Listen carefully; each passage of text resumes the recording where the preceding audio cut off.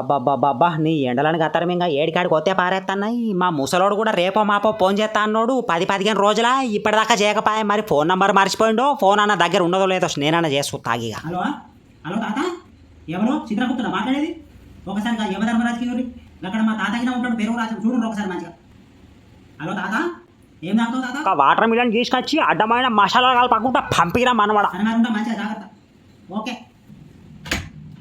అయ్యయ్యో ఎంత పని అయిపోయారా ఎంకటి. ముసలంతోని గంటసేపు మాట్లాడినావు కానీ ఎవరితోని పంపించడం ఒక్క ముచ్చటని అడగకపోయింది. ఇంకా ఎవరితోనో పంపేదేంది నీ అబ్బ కథకినా మారో. పాకిస్తాన్ నుంచి ఇప్పటికే 2-3 వీకిండ్రు. ఇంకా పోవటానికి బాగానే మంది లైన్ లో ఉన్నారు. అవురా బిడ్డ అంటే ఏడి సత్తరు కానీ ఆరిపోయే దీపానికి ఎలుగెక్కువ అన్నట్టు. ఇసుక్కుంటానికి గోధుమ పిండి లేదు, పూసుకుంటానికి ముల్తాని మట్టి లేదు. చల్లటి నీళ్లకు కుండలేక కుటుంబం పెడితే చిన్న కొడుకు పోయి సిల్లులు పెట్టినా. ఇప్పటిదాకా ఒక లెక్క, ఇప్పటి నుంచి ఇంకొక లెక్క. అష్ట దిగ్బంధన అంటే ఏందో చూసారు మా వాళ్ళు దిగినరా బిడ్డ లైన్లకు.